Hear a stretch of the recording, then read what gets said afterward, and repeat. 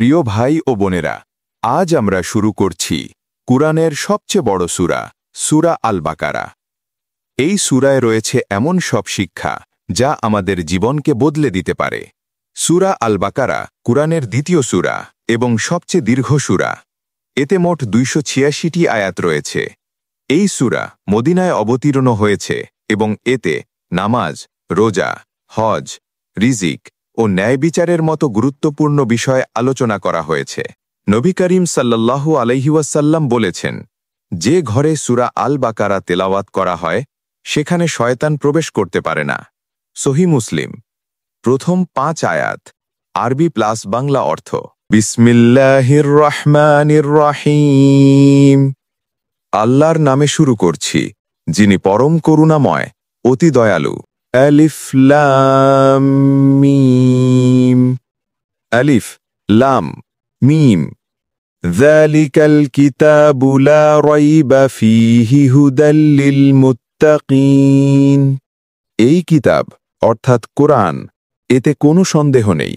এটা মুত্তাকিদের জন্য পথপ্রদর্শক। আল্লাযীনা ইউমিনুনা বিল গায়বি ওয়া ইউকিমুনাস সালাতা ওয়া মিম্মা রাযাকনাহুম ইউনফিকুন। যারা অদৃশ্যের প্রতি বিশ্বাস রাখে, নামাজ কায়েম করে, আর আমরা যে রিজিক দিয়েছি তা থেকে ব্যয় করে। والذين يؤمنون بما أنزل إليك وما أنزل من قبلك وبالآخرة هم يوقنون। আর যারা বিশ্বাস রাখে তোমার প্রতি নাজিলকৃত ও পূর্ববর্তী কিতাবের প্রতি, আর পরকাল সম্পর্কে নিশ্চিত বিশ্বাস রাখে, উলাইকা আলা হুদাম মির রাব্বিহিম ওয়া উলাইকা হুমুল মুফলিহুন। এরাই তাদের রবের পক্ষ থেকে হিদায়াত প্রাপ্ত এবং এরাই সফলকাম। এই আয়াতগুলো আমাদের শিখায়, যে ব্যক্তি অদৃশ্যের প্রতি বিশ্বাস রাখে, নামাজ আদায় করে এবং রিজিক থেকে ব্যয় করে, আল্লাহ তার জন্য হিদায়েত ও সফলতা নির্ধারণ করে দেন। মানুষের প্রকৃত সাফল্য এই দুনিয়ার নয়, বরং আখিরাতে।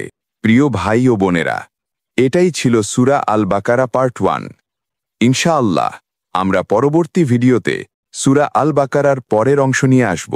আপনি যদি কুরআনের আলো ছড়িয়ে দিতে চান, তাহলে ভিডিওটি লাইক, কমেন্ট এবং শেয়ার করুন, আর অবশ্যই চ্যানেলটি সাবস্ক্রাইব করে পাশে থাকুন।